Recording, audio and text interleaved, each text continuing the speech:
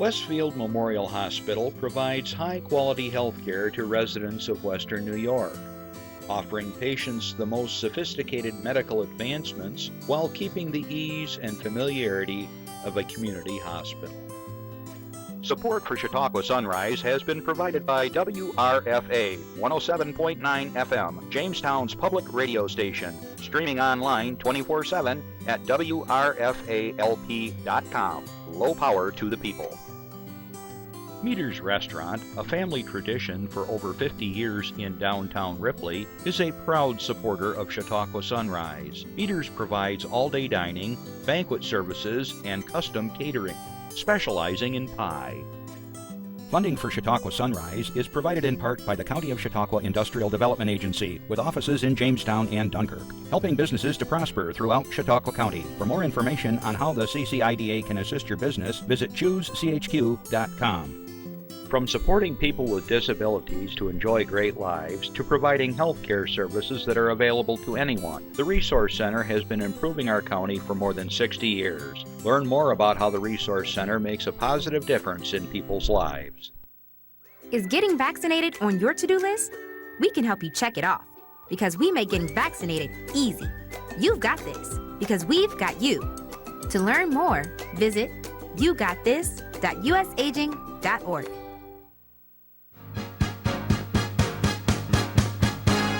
From the Access Chautauqua Studios in Mayville, it's Chautauqua Sunrise. Chautauqua Sunrise is hosted by Doc Hamels and supported by the award-winning volunteers at Access Chautauqua.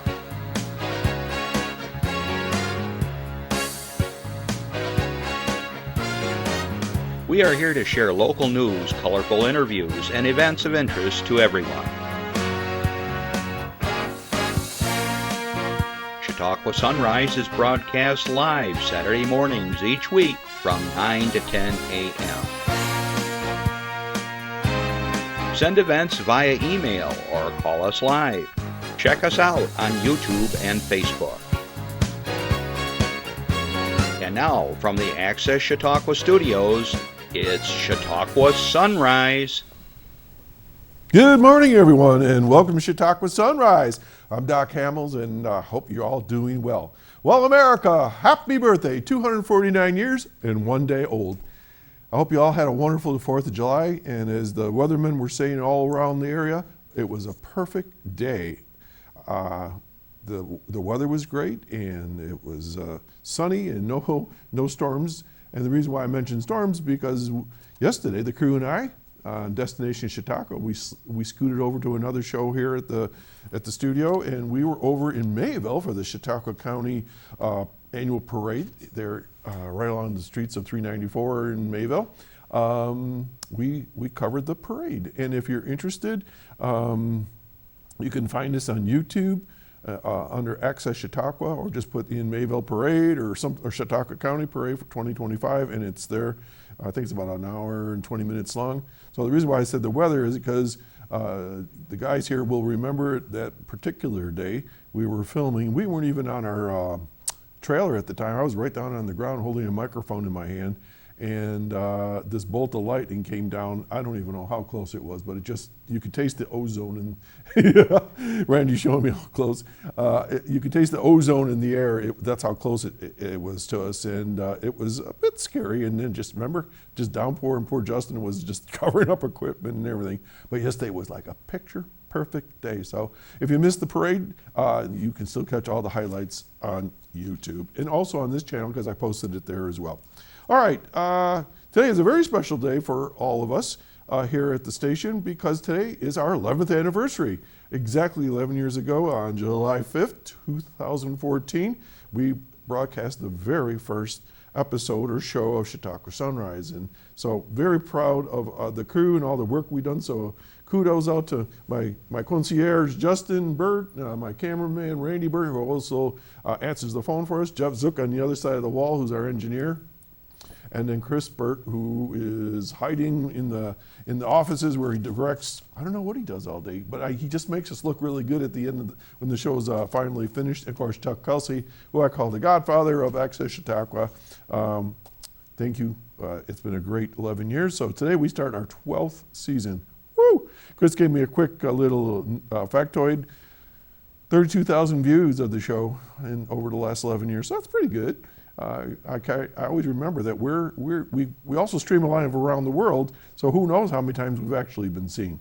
And with that note, I want to say good morning to all of my viewers across the United States. For those of you that are in Europe, in Belgium, my cousins in Holland, in Belgium, in Italia, in Kiev, Ukraine, please, hope you are safe and that there's a solution to what you all are experiencing over there. We watch with dread every day the news, so hang in there, be safe. All right, also, good afternoon to all my listeners on WRFA 107.9, low power to the people in Jamestown, Tuesdays at 1 o'clock. Thanks for listening, and we got a really cool show, and I'll tell you about it in a minute coming up. Also, throughout the week, right now, I'll talk about in the week here in a second. If you have interest to give us a call sometime today to have a question or a comment from my guest, you can give us a call, 716-753-5225.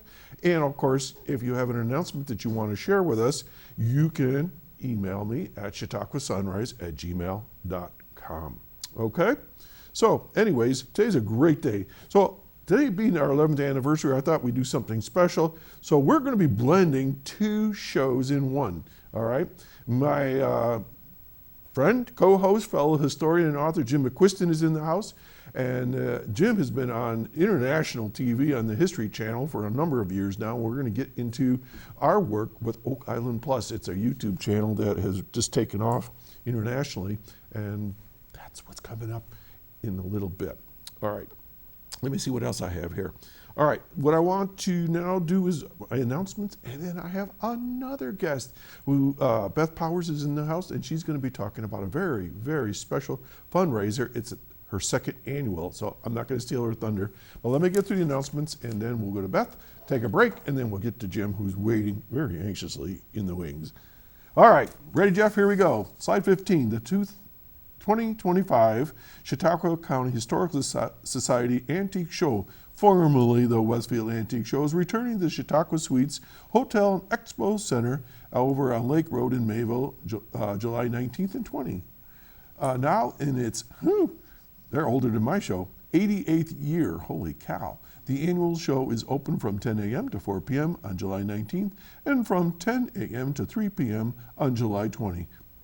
The event features antique furniture, glassware, silver, jewelry, and more than 20 different dealers. I'm not going to tell you all about this show because next week, Jason Sample from the Chautauqua County Historical Society will be here, and he's going to talk about this in great detail. This was kind of a mark your calendar. Also, admission's only $10 for both days, $15 for couples. And if you want to know more information, give them a call, 716-326-2977. Moving along, let's go to Reg Lene over at Jamestown, okay? I'm going to tell you about one particular, two things actually. The first event in this lineup is Bill Blagg Family Magic, live on stage on July 12th at 4 p.m., designed to engage and entertain audiences of all ages. This spellbinding performance combines audience interaction, comedy, incredible visual magic to create an unforgettable magic experience for all ages. Okay, and then coming up, the Disney live action remake of Lilo and Stitch shows as a summer break matinee on Wednesday, July 16th at 2 p.m. Get the kids out. Also, there's an evening show on Friday, July 18th at 7 p.m. All right, so if you want tickets, give them a call at 484-7070. All right, that's coming up. All right, let's keep moving. Let's go to slide 17. Oh boy, Sukanya. It's tough on Saturday mornings. Sukanya Burman Dance will offer an interactive movement, and this is going to be at the Reg Lene Center for the Arts Memory Cafe on July 8th. This is a movement-based session tailored for participants of the Reg's Memory Cafe. This program focuses on gentle, accessible movement and creative expression designed to engage the body and mind. I think we all should go there, guys. What do you think? Led by SBD company members, the class will begin with light movement warm-ups and involve evolve into the playful teach-back activity where participants learn and adapt simple movement phrases together. The shared experience is designed to foster joy, connection, and well-being in an all-welcoming, non-judgmental environment. Randy, this is just for you. Movements will be adapted as needed to ensure comfort and accessibility for all participants. Okay, and again, if you're interested, give them a call at 484-7070, and that's the Memory Cafe program. All right, this is an announcement. Let's go to 18. Youth Sports Grant. Awards are guided by the following principles. All right, so this is something that you can apply for. This is the Educational Connection and Achievement Community Cohesion. It's for physical health and well-being, mental health and well-being, employment. This is through the Youth Bureau of Chautauqua County. A lot of communities apply for these grants for their various programs for youth. And the application is, the deadline is July 15th, so it's coming up pretty quick at 3:30. If you're interested, you can go to chqgov.com, Youth Grant Funds. So you are now officially notified that you can get money, but you got to apply. Let's go to 19, moving right along, because I want to get things moving here. We have my friends up in Dunkirk. Go to the Dunkirk-Fredonia Rotary Clubs. This is their 58th annual fly-in breakfast. Okay, this is really cool. This is going to be on Sunday, July 20th from 8 a.m. to noon, and it's held at the Chautauqua County Dunkirk Airport over on Middle Road in Dunkirk. All proceeds benefit local charities. Pilots and their guests eat free. There's a craft show, the 50-50, and all kinds of great things. They are going to be providing this opportunity to look at antique airplanes and all kinds of cool things. And airplanes were going to be buzzing in through that whole time. Randy, you went to it one time, didn't you? The fly-in up there, or no? No? Well, anyways, they're famous. They're going to have pancakes, eggs, sausage, milk, coffee, juice, and water, and so forth. Listen to this. Adults, $10. Okay? $10. Children 12 and under, $5. So you can take the family for next to nothing, have a great time, help raise funds for the, the Dunkirk-Fredonia Rotary Club, my friends and fellow Rotarians. All right, with that, I'm going to take a second here, and I want to introduce and welcome back Beth Powers, who's going to talk to us about a very special fundraiser that she has. So Beth, welcome back. Thank you. Mm-hmm. Good to be back. So what's your project this year again? Well, same as last year. It is funding. We're trying to raise funds for the Chautauqua Blind Association and for Foundation Fighting Blindness. For Chautauqua Blind, they do a lot of great things, helping locals in the area. Jeff's just whispered in my ear if you could hold the microphone up just a little bit higher. You're not as loud as me. I don't even need a microphone. I have a soft voice. Okay, so when is this going to take place?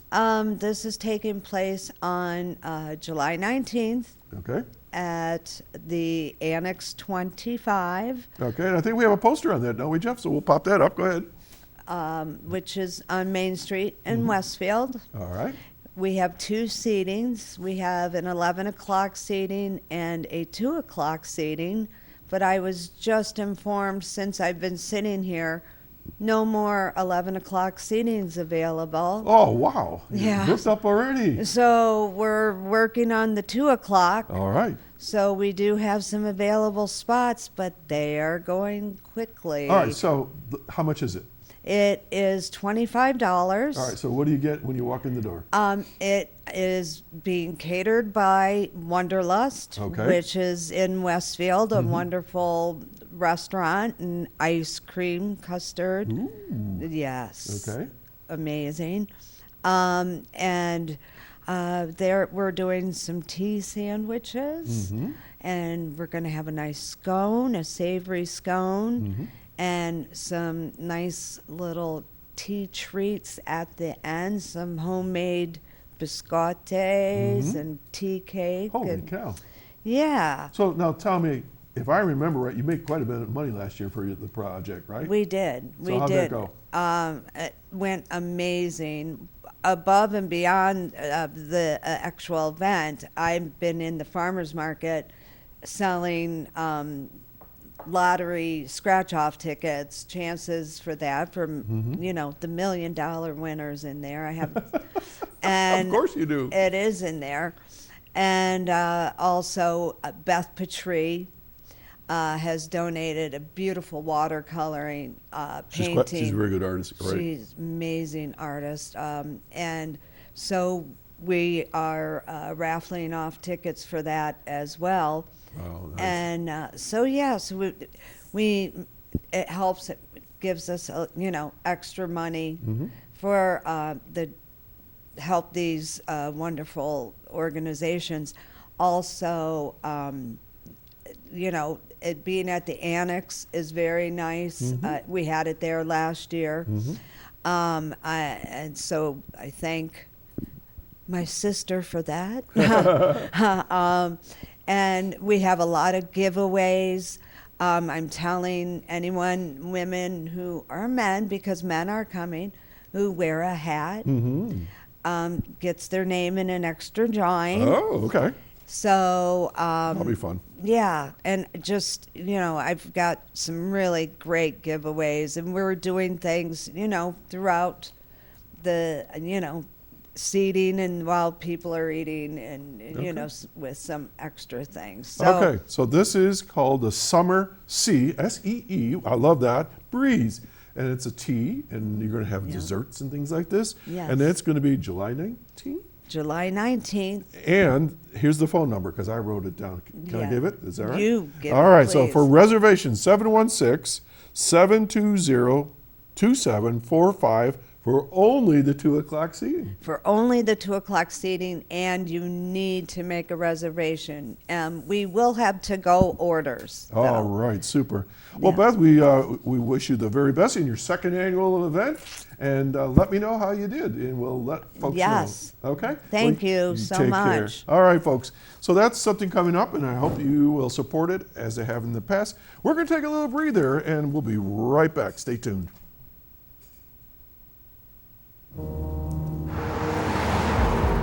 Perfect. Okay. Hey, hon. Are you almost home? Yeah, I'll make it. There's just some construction slowing me down. Go ahead, send them.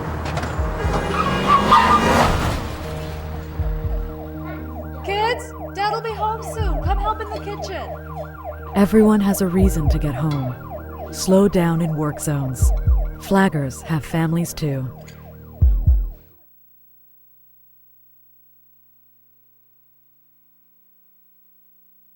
Support that project. We have a funny, we just had something weird looking thing on the screen there for a second. Okay, so I want to right now start things out and say that we are right now filming 2 shows at the same time. We're doing Chautauqua Sunrise, but this is the 27th episode of Oak Island Plus. And I am the co-host with Jim McQuiston, who's sitting right next to me here, and we'll get him on the screen here in a second. So Jim, welcome back to this show. And what are we going to talk about today? Well, you know, it's glad to be here. I'm glad to be here. Yeah. And we watch The Curse of Oak Island, and then we kind of report our own take on the show. And one thing that they always do is they have like their top 10. One year they had top 25, took them too long. They cut it down to the top 10, and I was part of that. Top 10. 3 times, top 10 theories. Oh, okay. So what we decided we were going to do is we're going to do our top 3 discoveries that we've made together that have really actually changed a lot of what they understand up there.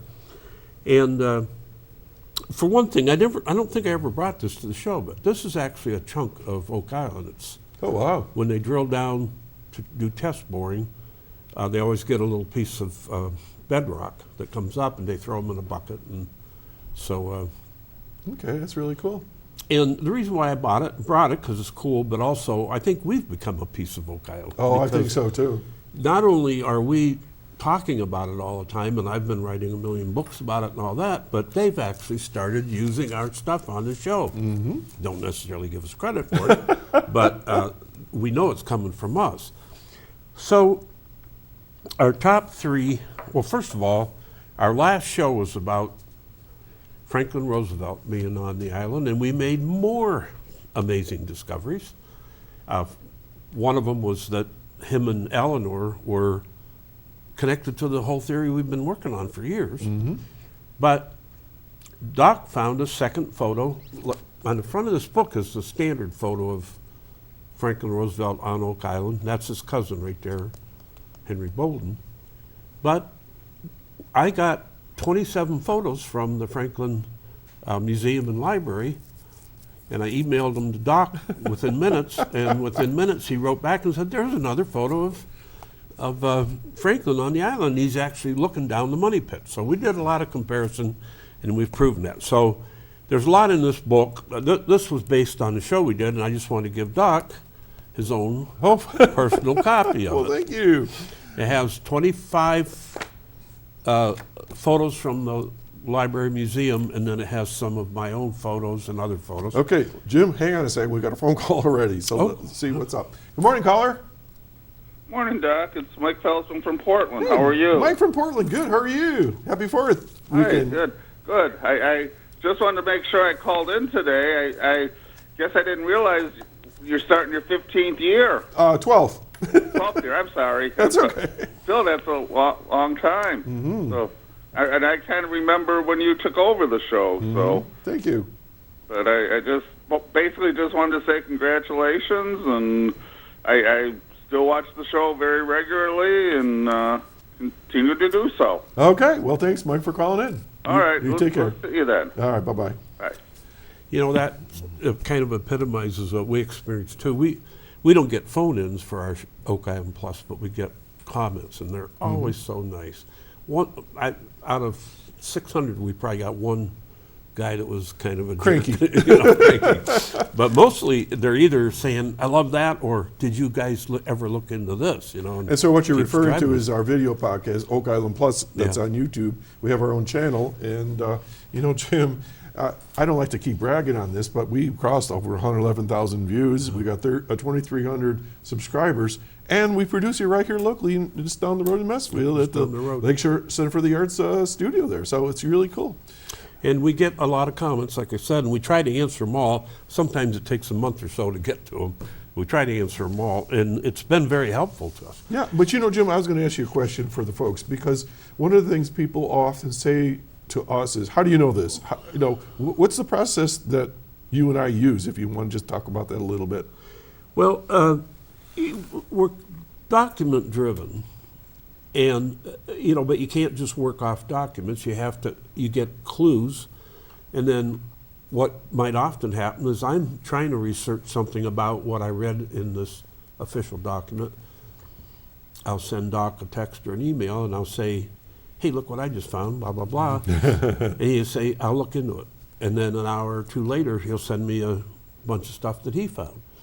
And in one of our top 3 that we're going to talk about in a little bit, we actually got a third person involved in that, a man named Art Guinness. And we had all 3 of us going nuts, finding stuff, and it was just all filtered into the bucket, and we're trying to get a story back out of that bucket. And we could get more, because we've had a lot of people approach us, but you got to keep it under some control.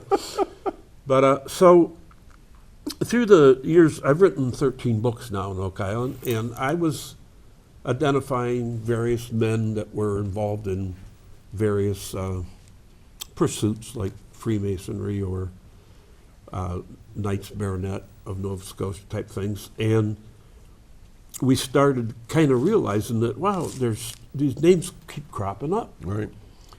So what we did, and Doc set this all up, but we went over to Meter's Restaurant over in Ripley, and he had these wall dividers about 7 foot tall, and we literally had a wall 30 foot long, and we had little Post-it notes. Yep. We put the most prominent names we found across the top, and we put associations or events, whatever, down the side, and we started putting in sticking notes wherever somebody would cross. Then we saw all these holes, and we're like, well, I wonder, and we both had a computer. We'd get online, well, was he ever a Freemason? Oh, yeah, he was. So we'd put a peg there, till we could get it as filled up as we could. Well, two things happened. Number one, Doc started Excel, database, yeah. started an Express- Excel database on it because we couldn't take the whole storyboarding home. And we realized that this was a group of elite people that were in a conspiracy to essentially make money off Nova Scotia, off the New World, principally in furs, but in lumber and any minerals they could come up with. And they were connected multi-generationally back through, all the way back to the Templars. You know, yesterday being our 4th of July Independence Day, people don't realize Nova Scotia at one point in time was sort of like part of the colonies, right? Yeah, and it could have been part of Maine or could have been a state of its own, I suppose. They wanted it to be, even after the Revolution, they were petitioning to get Nova Scotia. And the main reason why it was so well thought of is because it was like the first place you hit coming over on the northern route. And it was full of resources and everything. So everybody wanted Nova Scotia. And there were a lot of fights. So what we called that was, well, overall we called it a multi-generational conspiracy of elites, which, by the way, got used on the show. All of a sudden we're watching the show, and then Rick and Lagina uses that phrase, and we're texting each other, goes, did he just say what he just said? Yeah. So that gives you an idea that they are paying attention to our show. But the end result was we had, actually we had a couple shows that related to that. But then I put it all together in my book, Oak Island, A Masonic Conspiracy. And I actually got to tell this story to 55 Masonic historians at a research lodge. That was very brave on your part, because they're tough guys, I'll tell you that much. They know their stuff. So that's going to be the first, the top, or the third. The third. Third out of three. And this first slide, if Jeff wants to put it up there, it shows, we were focusing on the British group. But Jeff, can you put that up on the screen? Yeah, he's working on it. Okay. Okay. So out of the conspiracy, there were three, down in the lower left, there were three principal people. And they were William Alexander, who owned Nova Scotia, Francis Bacon, who people don't even realize this, but he was the first person to petition for the Plymouth colony. Mm-hmm. And he was involved in many other things. Both of these men were advisors to the British kings. They both had help with the beginning of Freemasonry. And the third guy over, that's Thomas Howard. He was kind of a late comer, but we found out how great how involved he was. He was actually the master of masons when the concept of a non-operative mason began with the sons of William Alexander. So already you can see that there's this incredible tie here, but we're going to explain it a little more thoroughly. But on the right-hand side, we weren't even focusing on France yet. We were just talking about the Scots and the Brits. And that we'll get more into that on our second best. But you had Cardinal Richelieu, who was kind of a contemporary to Alexander, because he was the advisor to the French king, whereas Alexander was the advisor to the British king. And then you had Samuel de Champlain, which most school kids, a lot of people know about him. He led the first group of French over to Nova Scotia. They called it Acadia, by the way. That's where the word Acadians comes from. Right. And that was in 1604, and he was there till 1635, I believe. But in between, the British came over in the guise of the Knights Baronet of Nova Scotia, which were principally Scotsmen under William Alexander. And so the French had to send another guy over to scoot them out. And that happened in 1632. His name was Isaac de Razilli, and he was a Knight of Malta. And we opened up the whole can of worms on the Knights of Malta starting on our show. And that was a year more than a year before they even talked about the Knights of Malta on the Curse of Oak Island. Exactly. So we believe that this was an attempt by both of these nations to settle the North America, whereas the Portuguese and Spain pretty much controlled South America. But they were there. The fur trade was very lucrative because fur animals in the European countries had been decimated over thousands of years. And so this conspiracy went from the Knights Templar to the Knights of Malta, who inherited all Knights Templar belongings, to a secular knighthood of the Knights Baronet of Nova Scotia, and out of that was born non-operative Masonry or Freemasonry. And we have the documents, we have the receipts, as they say. Right. So we chose that as our number 3, even though it's pretty intense, you know. Jim, when we say conspiracy, a lot of people think of it in a negative way, but that's not how it's being used No, here. it's just conspiring to achieve something, you know. It doesn't have to be negative. And then people don't realize, again, that the Nova Scotia was very important in the United States development, but that was, and Jim's alluding to it, 1 minute it's French, 1 minute it's the Scots, the next minute it's back to the French, then it's now the British come in, and it was back and forth. And meanwhile, you've got your indigenous tribes of the Mi'kmaq and other subgroups of that group and so on. And the history is just incredibly complex. Yes. And we spent the last few years together working on and sorting things out. And speaking with people in the know, we've had guests from Oak Island, we've had other guests like Leon Briggs, Native American. We had Carm Legg from the blacksmith. We had, what's his name? Oh my gosh. Laird Niven. Laird Niven. And then we've also had Scott Walter, who is another theorist, and so on. Dave Neeson about the trees. Yeah. You know, we just go places that nobody's going. So this next slide, if you put that up, it's a little complicated, but I'll try to parse it out real quick. This is a map that William Alexander had drawn, whether he drew it or he had it drawn by someone else. But this is his holdings in Nova Scotia, and you can see the little, the area down in the middle center bottom, that's the current Nova Scotia. But he was given a grant for all that land that you see there. And one thing that he did that most other maps didn't was he listed landowners. So down in the lower left, there's a number of landowners, and those people are actually in Maine.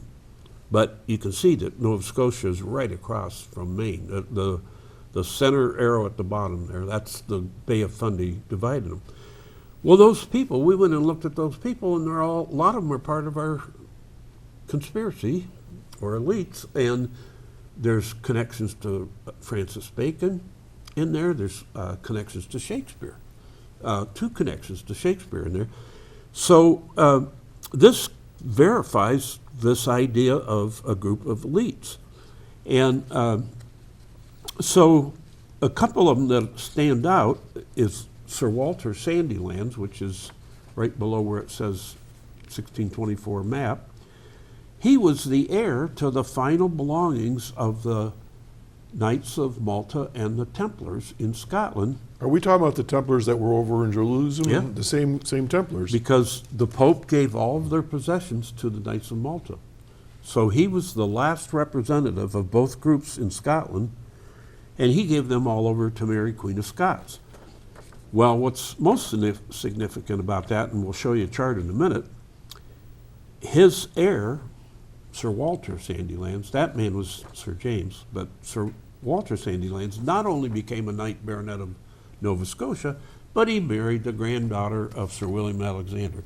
And in that marriage, which we'll show you another slide of in a minute, you have the Knights Templar, you have the Knights of Malta, you have the Knights Baronet of Nova Scotia, and you have the Freemasons, all bundled up in one marriage. And that's not the only marriage, but it's pretty prominent. But you know, and to point out to folks is that, you know, when we look back in history, we think in terms of 1 or 2 little events. And what Jim and I found, as he's pointing out, is that you had some powerhouse families, right? Yes. You know, in America, we think of the Roosevelts, the Carnegies, we think of the Bushes, we think Rockefellers and so forth. Well, they had their people in those days, and there was a lot of these intermarriages, and there was these power couples and things like this. And these were not just, you know, for 50 years. We're talking hundreds of years of the clan chiefs and their descendants and on and on and on, right? Multi-generational. Yeah. Well, this last slide on the number 3 discovery we made, this actually shows that marriage. So you have William Alexander on the upper left. He's a proprietor of Nova Scotia. He was born on Templar land. He may have descended from a Templar. That's still in discussion. And his son, William Alexander Jr., he led the Knights Baronet in Nova Scotia, and he became essentially the world's first known Freemason. And what year was that? That was 1634. Right. And his daughter was Catherine. Well, we jump over to the right-hand side. You got James Sandilands. They called him Lord Torphican. That area of Scotland was called Torphican. He was the last Grand Master of the Knights of Malta and the Templars in Scotland. And his heir was Walter Sandilands that we showed you on that other map. He was still Lord Torphican, but he no longer led the Knights Templar or the Knights of Malta, because that was given over to Mary Queen of Scots. But he was now a Knight Baronet, and he owned land in Nova Scotia, and these two young, this couple got married. Jim, why don't you explain a little bit about the Knight Baronet? I don't think maybe people understand Well, the Knights of Malta and the Knights Templar were Catholic organizations, essentially, and the Catholicism was being overpowered by basically the Presbyterian religion in Scotland. Mm-hmm. And so Alexander had been given Nova Scotia, but he didn't have the money. He tried twice on his own, spent a lot of his fortune. He didn't have the money. He talked the king into creating a new knighthood called the Knights Baronet of Nova Scotia. And it wasn't just a fuzzy knighthood. The king moved that up above every other knighthood in the British So Isles. this was the best. Yeah, and which upset a lot of other knights, you can imagine, because they'd been knights for, their dad was a knight, whatever, Yeah. you know. All of a sudden, they go down a peg, and here comes the Knights Baronet. Well, they would pay, that was the other thing, they would pay for their knighthood, where you might normally gain a knighthood in a field of battle or whatever. For chivalry and bravery Right. and things like that. They actually paid for it. They got land in Nova Scotia. How that benefited the king and William Alexander was they split the pot. So Alexander got money, and they had to provide 6 men. Each knight had a. So he got 6 men from each knight, and he got their money, and he went over there, and he finally kicked off Nova Scotia. Like an investment program, really. Yeah. And William Alexander had this dream of a new land because Scotland and Great Britain, the resources were drying up, pestilence, disease.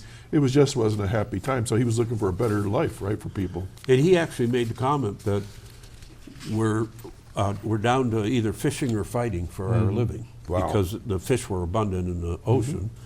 But they would fight the Spaniards. They would send their privateering ships out and attack French and whatever. You know, it was, and even the Highland clans were doing that. They were stealing the other guy's cattle in the middle of the night. They'd go over, and that's why they dressed in those deep plaids, you know, that matched the heather and everything. Yeah. They crawl up over the hill, grab a cow, and run, you know, and it was just getting crazy. They knew there had to be a better way. So getting back to America, you got the Plymouth colonies, and this is, they're trying to colonize the whole eastern shore of North America, and Nova Scotia is part of that story, right? And you've got the French up by Quebec and filtered into Nova Scotia, which they called Acadia, and then you have the English or the Scottish in basically New England, and they're trying to eke their way up. So they gave Nova Scotia area to William Alexander to act as a buffer zone between the two. So we know that all that's true, and we've expanded on it far beyond what most people have, but we know that the basics are true through documents. But well, it's 2022, we get an email from this man named Art Guinness, which we owe a lot to Art. He was our second show ever. Yeah, I believe, yeah. very popular. And yeah, that show Zoom. We didn't. Speaking of Zoom, we didn't know about Zoom yet, how to do it. It was so just we it was just just had a a still audio. picture of him in audio. But now we're going to have him come back. Yeah. Was it next week? Next Or next month. month? In Okay, he's August. going to be back on an actual Zoom. But he was like a photojournalist, loved to go out and hike, and finds this wall, and this next shot of this wall, stone wall. The next slide there. This is we consider this our number 2 discovery, and we have to give Art credit for kicking it off.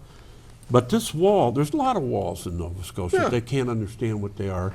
This one was shaped like an M, and it was facing down over a port called Port Midway, a small port. And Art said, it's puzzling because you couldn't till the land. It's No not good. tillable No land. good for raising And it. it slopes right down kind of a muddy hillside down to the port. So he said the only thing I can think of was some kind of defensive wall. He thought it was a W first. Yeah, right? he thought it was a W, and I said, well, if it's Port Medway, maybe it's an M. You know, M's just a W turned upside down. So we've been calling it the M wall. But shortly after that, I thought, well, what does Medway even mean? What's the history there? I found out it was Port of Malta. The Maltese, the Knights of Malta created that little port there. And so then it just went gangbusters. We got back in contact with Art. The 3 of us went nuts for months. We got so much stuff that we had to have a 2-part show of Oak Island Plus. We had to have a 2-part show. And there was still stuff left over. And so I wrote a book called Oak Island and the Knights of Malta. And the thing about this was we actually got the Knights of Malta involved because Art contacted the Malta Order in Canada, and they provided a lot of stuff. And I actually had a very high up gentleman from the Knights of Malta suggest that I clear everything with their Grand Master on Malta, and I said no thanks because you know in You had their America, attention you know. So we continue to delve into it, and So for folks that are listening right now and watching, we just started out with this idea of the Scots coming over with William Alexander and the Knights Baronet, and we made a promise to ourselves that in our research we were going to stay in that era, the 1600s, the 1620s. Then all of a sudden we get this M wall, and then we find out what? that the Knights of Malta were there too, and they actually pushed out the Knights of Baronet. They did partially through a treaty, but you know Scots, so there were like 50 Scots that said, I'm not going, I don't care about a treaty. I'm sticking put. Yeah. So they sent in 300 troops to get those 50. 6 of them stayed with their Mi'kmaq families. The indigenous, yeah. And that began what they call the Métis, which is a mixed blood, yeah. but generally living the way the Mi'kmaq lived. And we did a whole show on that. did We a whole call show them on the ghost inhabitants or the ghost people. Ghost people of Oak Island. In Nova Scotia. And we did some research with a fine professor out in California, Yes. Gail Gilhus, and she was explaining that those people just got absorbed into the background, but they were always there. And the Knights official- Baronets continued on. Official records did not talk about them a lot, but there were snippets in like a diary or Right. a birth certificate or whatever, and that's what she explored and put this whole story together, which we used. And then Leon Briggs, Seneca elder, he explained it to us in layman's terms, you might say. Well, in our quest, we found out tons of stuff. I mean, we got a 2-part show and a whole book on it. But one of the interesting things, and it's on this next slide if you want to pop that up, we found Knights of Malta crosses in the very area where William Alexander was exploring. Here we go. And so on the top right, that's obviously top left, that's obviously a Knights of Malta cross. It's different than the Templar, right? Yes. Because they're straight edges, if I remember. And they right. have 8 points. That's meant to represent either 2 things, the 8 Beatitudes of the Catholic religion or the 8 branches of the Knights of Malta. Mm-hmm. And it actually is dated 1692 or 1694 right there. And right below it is another one this is down in Quebec, And this is dated 1647. So this is right in the area that we're talking about, the early to mid 1600s. Well, on the top right, there's a stone that was at this foundation at New Ross, which is a community right up above Oak Island. I think it's 17 miles up. It's got a foundation there. It's we did a show on that too. We think it was William Alexander's estate. But there was a stone standing there, and people could see that there was a cross carved in it. Well, I just took your standard Maltese cross and laid it over the indents in the stone, and that's what I came up with, that top. Where is that stone today, Jim? Doc is the man who knows. I did some research and we found it in a museum, and it's still there today. And they were kind enough to send us pictures of it, and it was. So when you do this research, folks, you are contacting historians, museums, you're going to books and things like this. But we found the stone, and it still exists. They had moved it from that original location and put it there. To protect it. Yeah. If you can put the slide back up there for just a second. Down in Halifax, above the harbor of Halifax, is a place called Bedford Barrens. And there's what they're calling a petroglyph in the ground. It's a carving in stone, and it's been featured on the show, and it's been guessed at being various things. Well, if you twist that thing 30 degrees, you have a Maltese cross facing exactly north and south. Well, guess what? The travels of magnetic north to geographic north are off by 30 degrees right now. The last year that they were on the same track was 1632. Oh, wow. Fits our theory exactly. So if you would turn magnetic north, you can see in the graph over there, the green is the current geographic north, and the red is what magnetic north is doing right now. If you would turn that back, you would have a Maltese cross with a north-south orientation. Not only that, but the famous Nolan cross on Oak Island, which is 6 gigantic rocks, it also would be on an exact north-south. So that points even greater to the 1632 theory. But in any case, it's been called a Maltese cross right on the show. But until we did this research, it wasn't even part of their normal lexicon on the show. Right. But just a short while ago, they did a whole show on Knights of Malta. So, they actually went to Malta. Yeah, we didn't. But here you have to deal with astronomy as a mathematical calculations, and archaeology. I mean, it's incredible.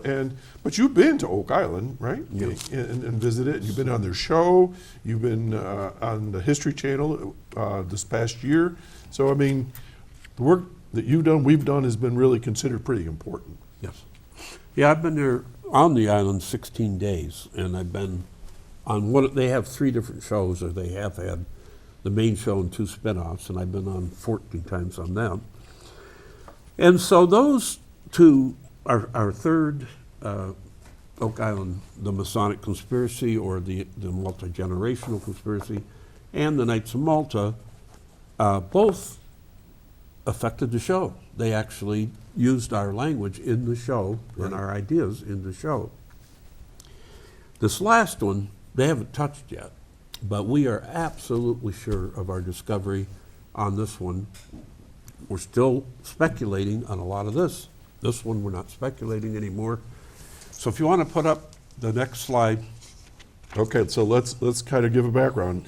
If you've been a follower of the show, they always talk about the HO stone. Yep. And there's symbols that were cut into this rock, and they've gone to different countries and they see symbols and say, that looks just like this, and this is what it represents, and so on. Well, we took a little different look at it, and I'll let you take it from there. Well, first of all, we looked into how it was even discovered and who salvaged it and all that. But the photo that they used to show never showed the bottom of the stone, and it never showed that there's a hatchet there holding it up. So nobody knew how big this stone was. I always thought it was like a big, huge I thought it was man size or something. It's not that big. It's like up to your shin or your kneecap. So we just measured that, what a typical hatchet would be, and we determined that the from top to bottom you have roughly 14 inches of stone. But the other thing that they never show you, but I saw it personally when I was there in 2017. There were these 3 rocks that you can see on the right-hand side with writing on them, and I said, "What are those?" And they said, "Oh, those are just some other stones found on the island." No, they were found part of this. This thing was blown up. It was one big structure or monument blown up. Because they thought there was gold or something under it, right? Okay. And what we noticed on one of the pieces are the letters G period. Now we're looking on the right-hand side at the bottom, G period, S period, Ross, and the date 1817. So we're like, oh, what the heck happened in 1817? Well, there was a man named William Ross who was a surveyor. And he was commissioned by the governor to survey a lot of the area from Oak Island up to New Ross, the exact area we've been talking about. In fact, the Ross farm up there by New Ross, that's his farm. Mm-hmm. So we started looking, and if you put up the next slide, this was actually our last slide here. These are the symbols. Now, the one in the middle, the cross, that's been speculated as being a Templar cross 1,000,000 times. The one on the right, it is the alchemy chart symbol for gold. Mm-hmm. So now they're thinking, oh, Templar gold, that's what it's got to be. But nobody had an explanation for the H. But as we started trying to understand the other two, we found out that there are thousands of survey markers all over the world that use a cross as the place where you actually set your transit down. Like a starting point type thing. Yeah, so a larger survey would create that point, and then if you're coming in to survey plots of land, you have a lesser surveyor, let's say, he uses that same point so that everybody's agreeing. So that determined what that was. And Doc, again, found in the book called Standards of Practice of the Association of Land Surveyors of Nova Scotia, that the circle with the dot in it, it stands for, it's, quote, a designation of a survey marker. So that told us that rock was saying that is a survey marker, and that cross is where you set your transit. And the surveyor was William Ross. Ross. And on the one stone, you said the G, there's a G, Yeah. and 3 lines. George III was the King of England at the time, who was over the governor of Nova Scotia, who commissioned The survey. the survey. So, if you can put that up for one more time, we still had the mystery of the H. What is the H? You know, we were speculating all kinds of stuff, and then, again, Doc found, it's called the Great Map of Nova Scotia, and it was a group of what they call a geodetic survey, is a survey done by one surveyor that's used in a larger survey map. It's exactly what happened here. And because there's so many islands, they had to use a grid system. Because how would you're getting part of one island, you're getting all of this island, you got another one here, it'd be hard to keep track of it.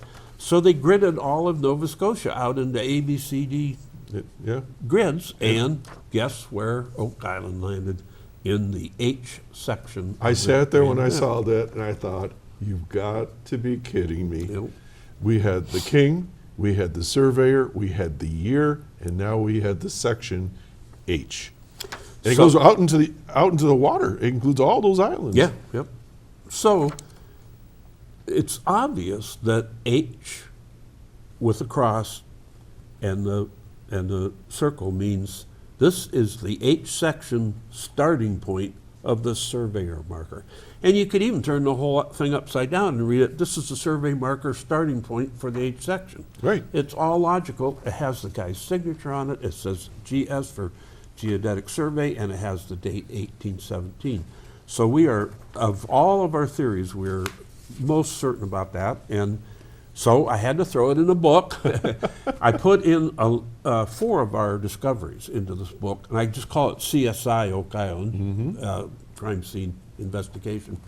But so we are really confident about these 3, and we're very proud of the work done on them. They're just a smidgen, though, overall of what we've done. We could have picked 3 other ones, but these are the top ones. So Jim, when all is said and done, so what? Why do we do what we do?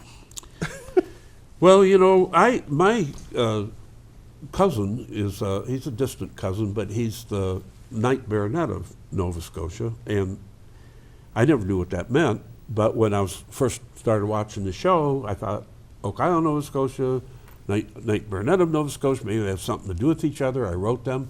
That's what kicked off my whole, if you want to call it a career or experience with them, and things just keep unfolding, and it's not like putting a puzzle together where the pieces fit. It's like solving a mystery where a lot of them don't fit, and I always think of us like, well, we did kind of do that at Meters, but the old detective wall where you got the strings going between us and everything, and we're trying to prove what real history is.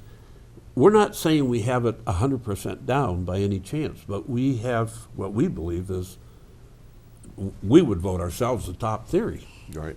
You know, and I think even some comments that people have left with us on our YouTube channel is that we've sort of taken the mystique out of some of this stuff, because a lot of this that we see on TV is, well, it's theory and it's conjecture, but we do facts, documentation, primary sources, deep research, and I don't want to say we're debunkers, but in some cases we have debunked a few things and just kind of boil things down to least common denominator, what makes sense, instead of using lots of mathematical equations and things like that.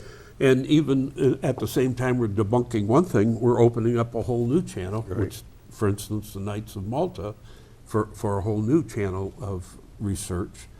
And it's my hope, it has always been, that you can use actual documents and actual events and actual people to boil this down to an approximate story. We're never going to know exactly what happened on that island, but we can get closer. But literally, one time on the show, they had a lady on there, I don't mean to speak ill of anybody, so I won't mention her name, but they were standing at the swamp, and she said, I just have the feeling that the Templars dug a hole in the swamp over to the money pit. Now, the money pit's way over there. Why would you ever bother to do that? And it would be flooding with water the whole time you're working on it. Things have to make sense. I might not have a solution, we might not have a solution, but we always are looking at, like, again, document-driven, real people, the relations of who was married to who, whatever, and real events of history. And it's been fun. Yep. And so, Jim, we're just about out of time here. But you know what? When you think about it, Oak Island Plus really started here with Chautauqua Sunrise. When I found out you were a writer and author and theorist on a poster at the Ripley Library, I invited you on the show, and the rest is history. And here we are. And it's been a great, great fun time. And we've done a lot of work together and lots of texting and so forth. And folks, if you haven't had a chance to check out our channel, Oak Island Plus, it's on YouTube, and we welcome you to be a subscriber. We're going to keep doing the history part of it. And we don't dig gold, but we dig history, huh? Yeah, we dig it. All right, folks, so that's about a wrap for today. So I hope you enjoyed episode 27 of Oak Island Plus on Chautauqua Sunrise. And we wish you well, and I'll take care. So we're going to wrap it up. Jim, thanks for joining me again. And here we are starting our 12th season and the 3rd season of Oak Island Plus as well. It's been fun. Okay, bye now. So we're going to finish up with